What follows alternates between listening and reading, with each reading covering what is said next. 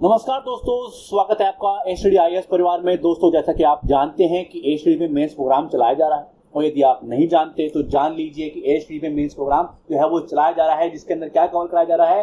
तो 9 बजे आपको क्लास प्राप्त हो रही है, वहां पर सब्जेक्ट को क्वेश्चन आंसर के हिसाब से कवर करा रहे हैं, यानी कि प्रॉपर मेंस की प्रैक्टिस हो रही है। आपको प्रॉपर टॉपिक से जितने क्वेश्चन क्रिएट हो सकते हैं वो क्रिएट किए जा रहे हैं। आपके सब्जेक्ट तैयार हो रहे हैं। आपको पता चलेगा कि किसी भी टॉपिक से कोई क्वेश्चन क्रिएट हो सकता है, तो वो कैसे हो सकता है वो आपको पता चल जाता है। और क्रिएट हुआ है तो उसमें कौन कौन से पॉइंट देते हुए उसको लिखना है, कैसे उसकी शुरुआत करनी है, कैसे उसका निष्कर्ष लिखना है, ये आपको पता चल जाए। दूसरे भाग में जो 6 बजे आपको क्लास प्राप्त होती है, उसके अंदर मेंस पीवाईक्यू जो है वो कवर कराए जा रहे हैं। ईयर वाइज 2022 जीएस फर्स्ट का ये पेपर हम पहले जो है वो कवर करा रहे हैं। फिर ऐसे ही जीएस 2, 3, 4 कवर होंगे, और ऐसे ही फिर जो है 2021-20 जो है कवर कराते चलेंगे। प्लीज वीडियो को शेयर कर दीजिएगा। आप वीडियो को शेयर नहीं करते हैं, जिससे क्या होता है, चीजें वहां तक नहीं पहुंच पा रही हैं जहां तक चीजें पहुंचनी चाहिए, क्योंकि उन लोगों की हेल्प होनी जरूरी है। यूट्यूब पे एक जो है ना बड़ा समुद्र है, उसमें आप कहीं खो ना जाए।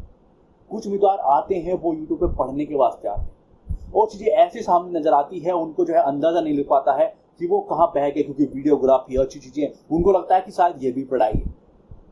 बहुत सारे एजुकेशन चैनल और बहुत सारी न्यूज तो ये कार्य करती है, मगर एजुकेशन चैनल भी ये कार्य कर रहे हैं, क्योंकि वो इस तरह की चीजें प्रस्तुत करते हैं। आपको लगता है कि वो पढ़ाई है, मगर वो पढ़ाई नहीं होती है। आपको लगता है कि भाई ये चीजें चल रही हैं, शायद हमारे रिलेटेड होंगी, विदेश नीति है, जैसे कनाडा और भारत का आजकल मुद्दा चल रहा है, तो पता नहीं क्या क्या चीजें वीडियो बन रही है विदेश नीति के ऊपर, जो है चीजों के ऊपर, कनाडा और भारत के संबंध के ऊपर एक क्वेश्चन आएगा, कोई नहीं लिख पाएगा। मैं एजुकेशन चैनल की बात नहीं कर रहा हूं, उम्मीदवार जो वहां पर जाके देख रहे हैं उनकी बात कर रहा हूं। लिख नहीं पाओगे, क्योंकि वो जानते हैं आप लोगों को उनमें इंटरेस्ट आता है, उनकी प्रॉब्लम नहीं है। वो पढ़ा सकते हैं, वो आपको पढ़ा देंगे अच्छा तरीके से, मगर प्रॉब्लम क्या है कि आपको वही देखना है। उम्मीदवार वहां पर उलझ के रह गए हैं कि भाई यही तो शायद पढ़ाई यही होती है, मगर नहीं, इसलिए वो भी आपको वही प्रोवाइड करा रहे हैं। वो गलत बात है, मगर चीजें हो रही हैं और आप भी वहीं पर उलझे हुए हो। तो प्लीज वीडियो को शेयर कीजिए कि आप तक वहां तक चीजें पहुंच जाएं। आइए शुरुआत करते हैं। कौन से वो 2 इंपॉर्टेंट क्वेश्चन है मेंस पीवाईक्यू के, जो आप लोगों को बता सकते हैं कि इस टॉपिक से कैसे क्वेश्चन क्रिएट हो सकता है, क्योंकि रियल चीज हमें पीवाईक्यू से ही पता चलती है, चाहे मेंस हो चाहे प्रीलिम्स हो, कि भाई क्वेश्चन कोई संस्था कैसे क्रिएट करती है, कैसे क्वेश्चन क्रिएट हो सकते हैं, कैसे हमें पढ़ना चाहिए। और पीसीएस के लिए क्यों इंपॉर्टेंट है, क्योंकि वहां से डायरेक्टली क्वेश्चन आ जाते हैं, कभी बार सीधा ही पूछ ले जाता है, तो आपको पता होगा कि क्या लिखना है इसमें, क्योंकि आपने पहले देखा हुआ है इसका आंसर। तो आज शुरुआत करते हैं। और आईएएस के अंदर थोड़ा सा चेंज हो गई, चीजें पूछ ली जाती हैं, पॉइंट्स यूज हो सकते हैं।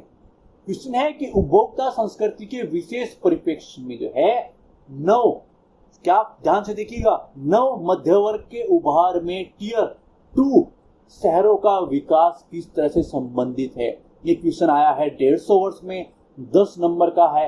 कैसे इसको लिखेंगे, कैसे उनके बीच में संबंध है, ठीक है, कैसे दोनों का एक दूसरे का विकास कर रहे हैं, वो सब पॉइंट्स हम देंगे, ठीक है।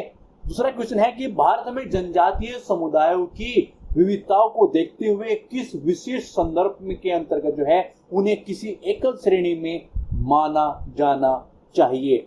150 वर्ष में क्वेश्चन है, 10 नंबर का। तो आइए शुरुआत करते हैं।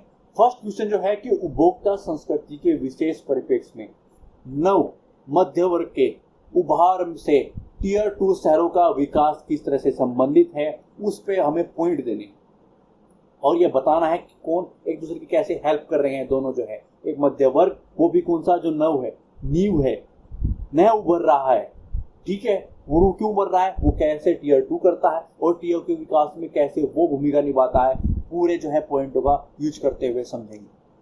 पहले प्रश्न की शुरुआत करते हैं। क्योंकि सरकार के अनुसार जो है 50,000 से 1 लाख के बीच में आबादी वाले शहरों को भारत में टियर 2 शहरों के रूप में वर्गीकृत किया गया।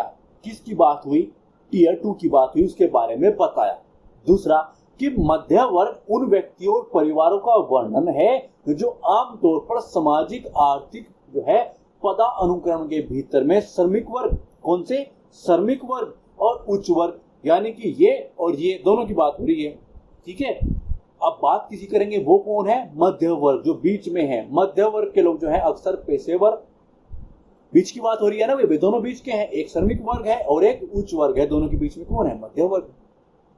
मध्य वर्ग के लोग जो है अक्सर पेशेवर, प्रबंधक और सिविल सेवक के रूप में कार्यरत होते हैं। ठीक है।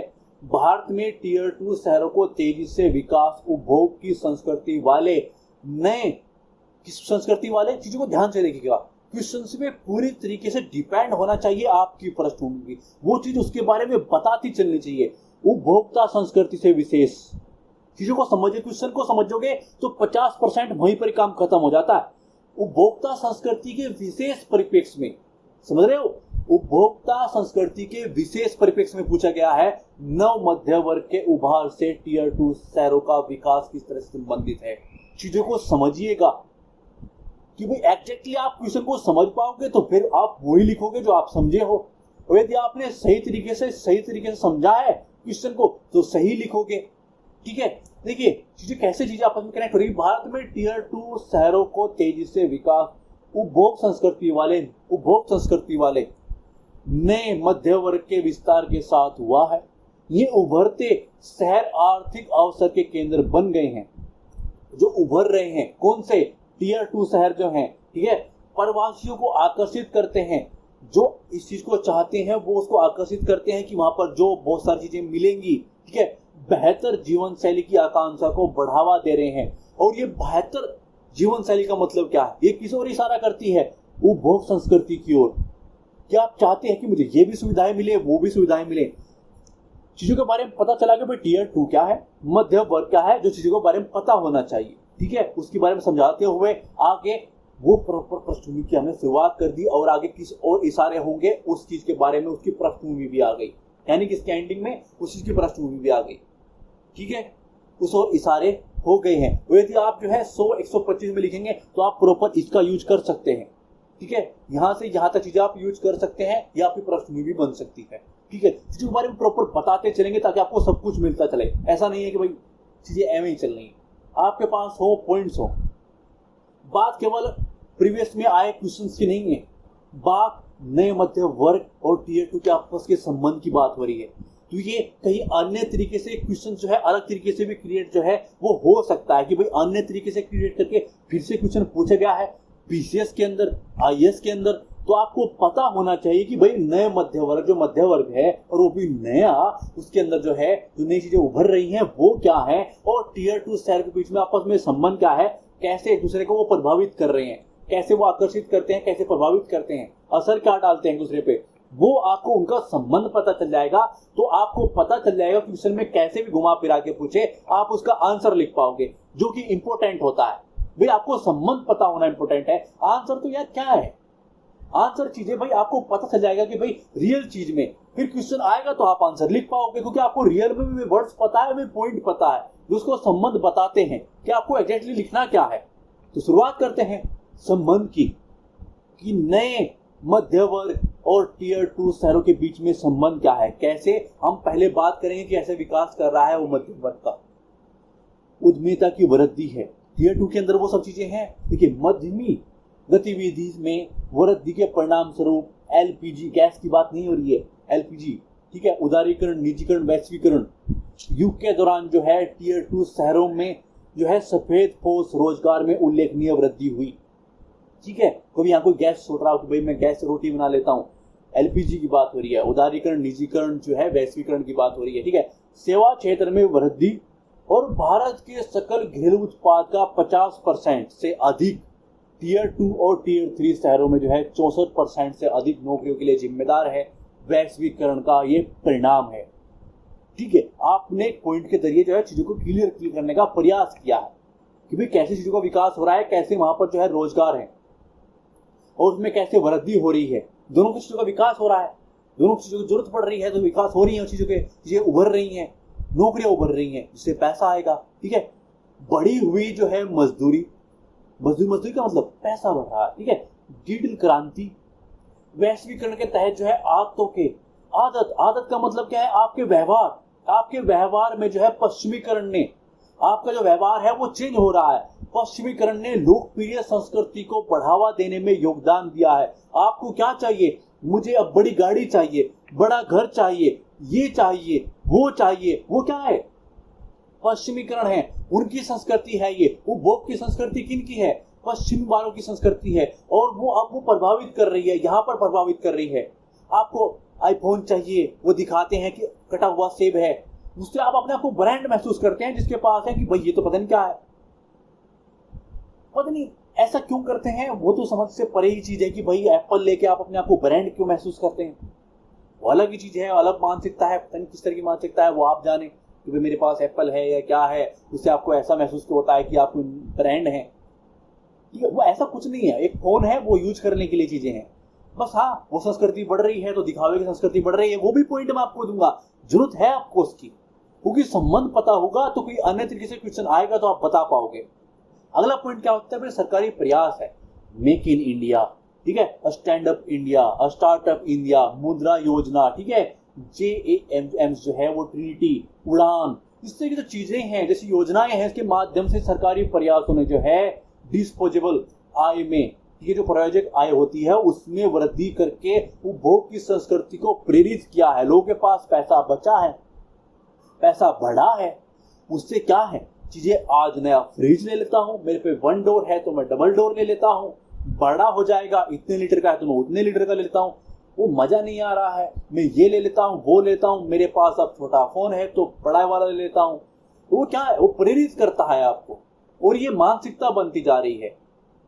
ये चीज इस ओर नहीं है कि उपभोग की संस्कृति की मानसिकता किस ओर है, कभी आप इस ओर चले जाए, नहीं, उस ओर बिल्कुल मत जाइएगा। वो मैं आपको बस समझा रहा हूं कि उपभोग संस्कृति चीजें कैसे चेंज हो रही है, ये क्वेश्चन नहीं है। उपभोग संस्कृति जो है टियर 2 और नए मध्य वर्ग, चीजों को समझना बिल्कुल जरूरी है कि उपभोग संस्कृति किस तरह से है। वो समझोगे आप, ये समझोगे कि टियर 2 सिस्टम को समझोगे आप, नए जो मध्य वर्ग है वो कैसे उभर रहे हैं वो समझोगे, तभी संबंध को समझ पाओगे, और क्वेश्चन चेंज होके आएगा तो आप समझ पाओगे, उसका आंसर दे पाओगे। ठीक है, संबंध को समझिए कि वो क्या क्या चीजें देता है। वह उद्यमिता में वृद्धि है, रोजगार का सिस्टम है, वो पॉइंट आप एक लिखोगे, कैसे जो है चीजें बढ़ रहा है, हरित क्रांति है, वैश्वीकरण है, उसमें एक हल्का सा तड़का है पश्चिमीकरण का, हल्का तड़का बहुत बड़ा तड़का है, वो चीज आपको योगदान देता है पैसा बनाने के लिए, बचाने के लिए, विकास में चीजों जो है उपभोग करने के लिए। ठीक है, और जो सरकारी प्रयास हैं वो चीज में योगदान दे रही है चीजों के, भाई ये आप कर लीजिए, वो आपको हेल्प कर रही है। उससे क्या है, भाई नए तरीके से आप पैसा बचा सकते हैं, बढ़ा सकते हैं, जिससे जो उपभोग की ओर जो है आप मुड़ सकते हैं। उपभोग की ओर मुड़ने का सही मतलब क्या है कि भाई चीजों को खरीदोगे, आप चीजें खरीदी जाएगी। अभी आप छोटा फोन यूज कर रहे हैं तो आपको बड़ा चाहिए, आप एक फोन यूज कर रहे हैं तो आपको 2 चाहिए। वो आएंगे कहां से? कोई तो क्रिएट करेगा, कोई तो क्रिएट करेगा, तो मार्केट लगेगी। मार्केट कहां पे लगेगी? शहरों के अंदर दुकानें खुलेंगी, नई नई। किस चीज का विकास होगा? हेल्थ चाहिए, नई नई चीजें कि भाई हम चीजों को आप पहुंच पाए उस ओर तक, शिक्षा के नए कॉलेज, अच्छे स्कूल, अच्छे कॉलेज, तो बढ़ेगा, चीजें विकास होंगी। तो वो किसकी ओर इशारा कर रहा है? शहरों के विकास की ओर। आपस में संबंध समझ पा रहे हैं? संबंध समझ पा रहे हैं वो किस ओर चीजें हो रही हैं? समझते चलेगा, और मैं बहुत अच्छे समझाऊंगा, टेंशन नहीं लेनी। ये पॉइंट है जिसको आप नॉर्मल वर्ड्स के अंदर यूज कर सकते हैं। ये वर्डिंग का ध्यान रखना होता है ना, तो मैं ये पॉइंट आपको बता दे, उद्यमिता की ओर ये चीज आप यूज कर सकते हैं। सरकारी प्रयास के बारे में आप समझा सकते हैं, वो कैसे उपभोग की ओर जो है बढ़ाता है, क्योंकि प्रॉपर पूछा गया है क्वेश्चन के अंदर, वो आप समझ गए हैं। अब मैं आपको वो कुछ पॉइंट दे देता हूं जो अतिरिक्त है, उसका यूज भी हो सकता है, जो आप कहीं अन्य यूज भी आप कर सकते हैं। देखिए, उपभोग की संस्कृति को समझेंगे, बदलती जीवन शैली है। देखिए, टियर 2 शहरों में जो है मध्य वर्ग के जो बढ़ने से जीवन शैली और उपभोग के पैटर्न में बदलाव आ रहा है। लोग फैशन, प्रौद्योगिकी, मनोरंजन, अवकाश गतिविधि सहित जो है शहरी रुझानों का अनुकरण करना चाहते हैं, इस ओर बढ़ रहे हैं। जीवन शैली जो है वो इस ओर बढ़ रही है। ये क्या है? उपभोग संस्कृति को समझिए, समझोगे, पॉइंट होंगे तो यूज कर पाओगे, पॉइंट ही नहीं होंगे। देखिए, आप जानते हैं कि उपभोग संस्कृति किस ओर है, मगर वो सिर्फ एक चेतन मन, एक जो है आप दिमाग में जानते हैं कि भाई ये बढ़ रहा है ऐसे से, मगर लिखेंगे कैसे? वो प्रॉपर पॉइंट आपके पास होंगे तो आप आराम से लिख पाओगे। ब्रांड चेतना, ठीक है, कि वह नया मध्य वर्ग जो है स्थिति पहचान के प्रतीक के रूप में ब्रांड एप्पल दिखाते हैं कि मेरे पास ये है, इस ब्रांड की टी शर्ट है, इस ब्रांड की पैंट है, ऐसी बेल्ट है, ऐसा पेन है, ऐसा वो है, वो क्या है, वो उसी तरह की चीजें हैं। ठीक है, ब्रांडेड उत्पादों और अनुभव को प्राथमिकता देना कि भाई मैं आज उस चीज की टी शर्ट पहनूंगा, वो करूंगा, मेरे पास ये है वो है, वो दिखाना। ठीक है, प्रसिद्ध ब्रांडों का उपभोग जो है किसी को सामाजिक आर्थिक स्थिति को प्रदर्शित करने का एक तरीका बन जाता है। ठीक है, ये भी एक पॉइंट है। खुदरा और मनोरंजन, देखिए टियर 2 शहरों में जो है अवकाश मनोरंजन गतिविधि को बढ़ती हुई मांग को पूरा करने के लिए शॉपिंग मॉल है, जाइए आज यार छुट्टी है, वो खरीदते हैं, वाइफ के साथ चलते हैं, गर्लफ्रेंड के साथ चलते हैं, उसको वो दिखाऊंगा। ठीक है, थोड़ा सा पैसा आया है तो अपने दोस्त को जो है अपनी टसन दिखाते हैं, बहुत सारी चीजें चलती हैं। ठीक है, मल्टीप्लेक्स मूवी देखते हैं, ये करते हैं, वो क्या बढ़ रही है, चीजें हो रहे हैं। ठीक है, तो वो चीज मनोरंजन विकल्प में वृद्धि का अनुभव हो रहा है। ठीक है कि भाई ये चीजें बढ़ रही हैं। एक था जहां पर मूवी आप देख सकते हैं वो हॉल एक था, शॉपिंग मॉल एक था, अब 5-7 हो गए हैं। मूवी देखने की जगह 5-6 हो गई हैं। चीजें बढ़ रही है क्योंकि लोगों का रुझान बढ़ रहा है। पहले 10 दिखते थे, अब 100 दिखते हैं। चीजें बढ़ रही हैं। ठीक है, वो कैसे बढ़ रही है, उपभोग संस्कृति कैसे बढ़ रही है और कैसे वो चीजों को प्रभावित करती है, ये पॉइंट्स आपके पास आ रहे हैं, अतिरिक्त है, मगर आप कहीं ना कहीं यूज कर पाओगे क्योंकि यहाँ का उद्देश्य जो है वो ये है कि आपके पास चीजें हों ताकि आप आगे भी आंसर दे पाए। जो खत्म करने का प्रयास नहीं है, मेंस पीवाईक्यू हो गया तो लाइक खत्म कीजिए, आंसर दे दे जाओ भाई, नहीं, आपके पास चीजें होंगी, समझ में आएंगी, आगे आने वाले क्वेश्चन में आंसर लिख पाओगे। ठीक है, आवास और रियल एस्टेट की बात करें तो उपभोग की संस्कृति आवास और रियल एस्टेट तक जो है फैली हुई है। मध्य वर्ग के आधुनिक आवास परिसरों और जो है गेटेड समुदाय में अपना घर बनाने की इच्छा रखता है। पॉइंट्स हो गए, आगे बढ़ते हैं। टियर 2 पर शहर के मतलब जो शहर है उस पर प्रभाव की बात करें तो उसके भी कुछ पॉइंट होंगे, तो उनका भी यूज कर पाओगे। चीजों को समझने का प्रयास कीजिए। मेरा चीजें क्या भाई, मैं इनको हटा भी सकता था, चीजों को नॉर्मली बता भी सकता था, मगर आने वाले फ्यूचर में आप महसूस करते कि जो पॉइंट हमें मिले आज हम उनका यूज कर पा रहे हैं, थैंक यू। वो चीज की भाई हाँ यूज हो पाया, आंसर लिख पाया। ठीक है, वो बेहतरीन चीज है, आप सिलेक्ट हो पाए, वो छोटा सा अधूरापन भी ना रहे आपकी लाइफ में, वो चीज है। मेंस पीवाईक्यू से अतिरिक्त जो चीजें आपको मिल सके, इससे संबंधित संबंध पता चल सके, अन्य तरीके से कुछ न पूछा जाए उसका आंसर आप लिख सकें। ये प्रभाव की बात करें तो क्या क्या पॉइंट आप यूज कर सकते हैं। आर्थिक विकास, उसी के बारे में आप संबंध के बारे में समझ सकते हैं। देखिए, नए मध्य वर्ग का जो उदय हुआ है वो स्थानीय आर्थिक विकास को गति देता है। वस्तुओं और सेवाओं की जो मांग बढ़ रहा है, जो बढ़ रही है, वो नए शहरों में उद्यमिता और निवेश को प्रोत्साहित करती है। और एक शॉप है, काम नहीं चल रहा है, ग्राहक बहुत अधिक है, तो एक दूसरा बंदा भी खोलेगा कि यार इस चीज की मांग बढ़ रही है, मैं भी पैसा कमाऊंगा। एक तो ये बंदा पैसा कमाएगा और दूसरा जो है चीजें बढ़ी हैं। इस बंदे की ने चीजें क्या हुई, इसको रोजगार दिखा, क्योंकि पहले 10 खरीदते थे, अब 100 खरीदते हैं। उस नए बंदे को रोजगार दिखा। ठीक है, शहर का विकास हुआ, चीजें आपस में कनेक्ट हैं।